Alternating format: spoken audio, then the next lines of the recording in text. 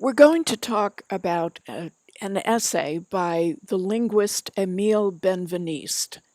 Benveniste wrote this essay, Subjectivity in Language, in order to draw connections between linguistics, how we use language on the one hand, and psychology, how a human being develops, how mind and personality develop on the other hand.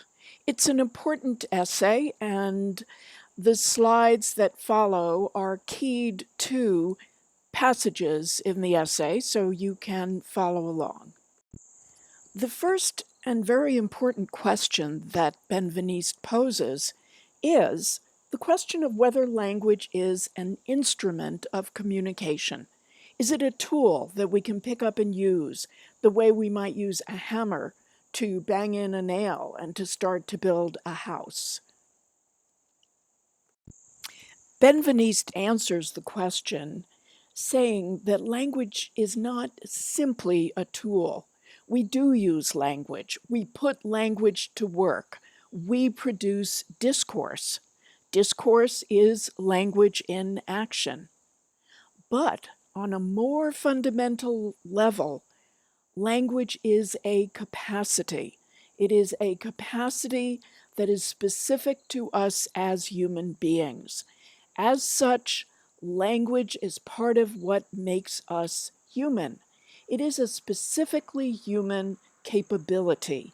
So let's differentiate between language as speech balloon, as discourse, language in action on the one hand, and on the other hand, language as a function of our humanness. It's the concept of subjectivity that allows Benveniste to make the connection between psychology and linguistics, the study of language.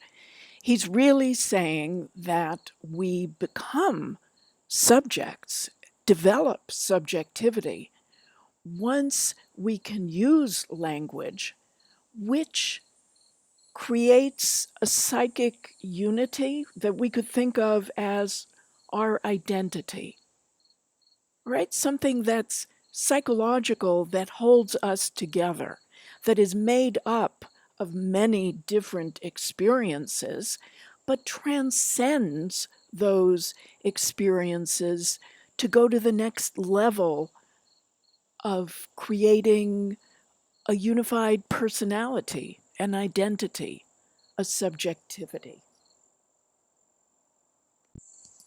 Now, what's really interesting here is that in acquiring language, it's not just a matter of, okay, now I can talk and I can tell you about myself.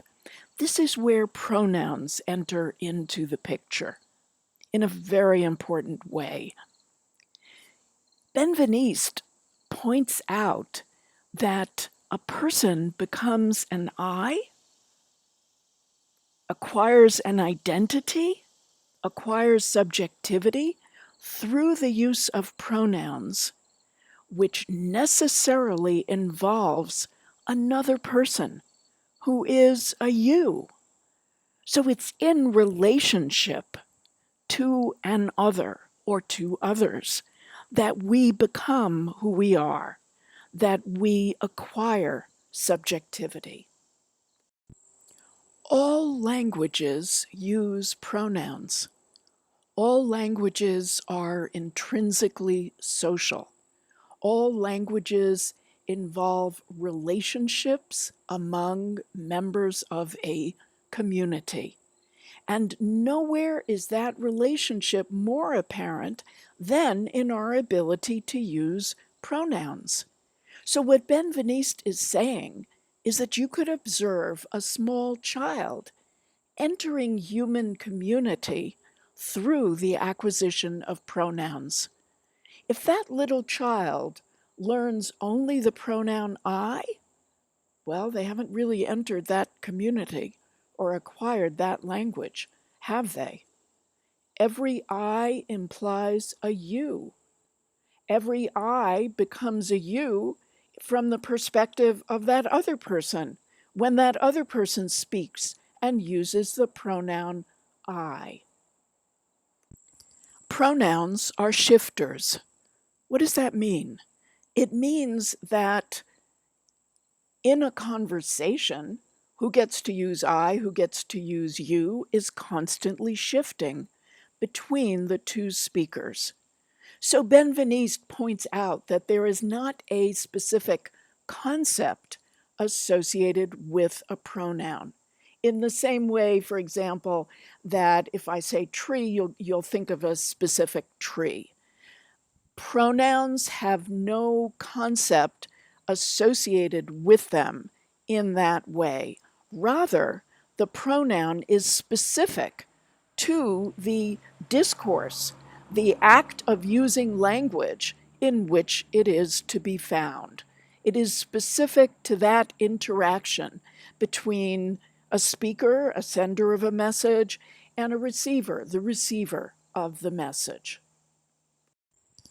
One added comment here, and that is to say that Benveniste is taking a synchronic approach to language. He is studying language as a system, as a code, as a system that is inherently social, shared by members of a community. So synchronic means he's looking at language as it is used at a given point in time. That is in contrast to a diachronic approach, a different way of looking at language, where you would look at language historically in terms of how it changes over time. Benveniste is following in the footsteps of Ferdinand de Saussure and others who pioneered synchronic linguistics at around the turn of the 20th century.